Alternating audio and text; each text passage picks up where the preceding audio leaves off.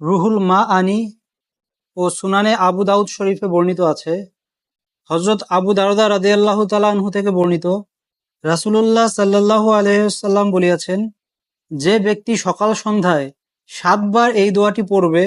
আল্লাহ তাআলা তার দুনিয়া ও আখিরাতের সকল পেরেশানির জন্য যথেষ্ট হয়ে যাবেন।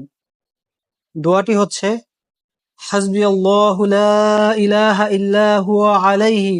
তাওয়াক্কালতু ওয়া হুয়া রব্বুল আরশিল আযীম। আমি আবারও বলছি, হাসবিয়াল্লাহু লা ইলাহা ইল্লা হুয়া আলাইহি